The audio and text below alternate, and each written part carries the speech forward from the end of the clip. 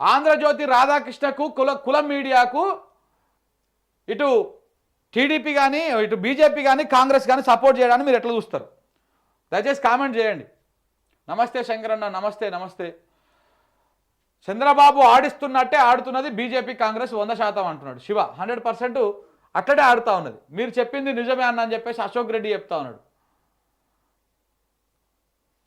ఖతం, Congress by by, Congress by by. సీనియర్లు చెట్టుకొకరు పుట్టకొకరు లెక్క పిచ్చోళ్ళై తిరుగుతున్నారంట కాంగ్రెస్ పార్టీలో. అది మాత్రం నిజమే. రేవంత్ రెడ్డి ఆడిస్తూ ఉంటే వీళ్ళు బొమ్మల లెక్క ఆడుతూ ఉన్నారు. రేవంత్ రెడ్డిని చంద్రబాబు ఆడిస్తూ ఉన్నాడు, మోడీ ఆడిస్తూ ఉన్నాడు. జై తెలంగాణ అంట ప్రసాద్. కాంగ్రెస్ నాయకులు కూడా ఫిక్స్ అయ్యిర్రు, అంజనా కాడికి దోసుకోవాలి, ఆ తర్వాత బీజేపీ లేదంటే దాని తోక పార్టీలో చేరాలి. ఇది మాత్రం వాస్తవం. ఇంకా వాళ్ళు కూడా ఫిక్స్ అయిపోయారు. ఇంకా మళ్ళీ వచ్చేది లేదు, మనం అధికారంలోకి మళ్ళీ మనం నిలబడేది లేదు, అయ్యేది లేదు, అంజనా కాడికి దోసుకోవాలి. మొన్న రేవంత్ రెడ్డి కూడా ఆ మాట అన్నాడు. మీరు గుర్తుకుందా మీకు? మొన్న ఒక చిన్న ముచ్చట చెప్తా ఇట, మీరు ఇంకా కామెంట్ చేయండి ఎలా ఉందో.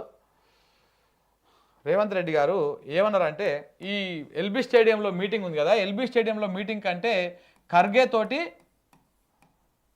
తోటి ప్లస్ పీసీసీ తోటి ప్లస్ ముఖ్య నాయకులు ఎవరుతున్నారో వాళ్ళందరితోటి మీటింగ్ అయింది. పబ్లిక్ అఫైర్స్ కమిటీ మీటింగు, ఇట్లాంటి మీటింగ్లు అన్నీ అయినాయి, కీలక మీటింగ్లు.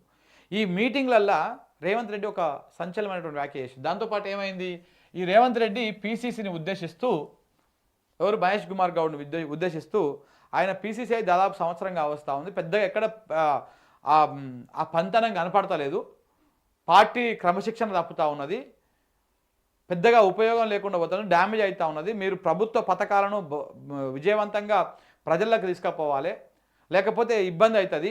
ఇట్లనే ఉంటే పార్టీ గెలవదు. ఒకసారి ఓడిపోయినామంటే ఒక 15 నెలల దాకా మళ్ళీ అధికారంలోకి వచ్చేటువంటి అవకాశమే ఉండదు. సో కాబట్టి పీసీసీ సరిగ్గా పనిచేస్తలేడు అని చెప్పేసి రేవంత్ రెడ్డి ఈ మీటింగ్లో అందరి ముందే పీసీసీ మహేష్ కుమార్ గౌడ్ను మాట్లాడాడు. అంతే, గౌడ్ కదా, ఒక గౌడ్ కదా, బీసీ కదా ఉన్నది. ఇట్లాంటి కంప్లైంట్లను డైరెక్ట్గానే వేస్తుంటారు. అంత మటుకు ఒక రెడ్డి ఉంటే చేయరు, అట్లా అది వేరే విషయం.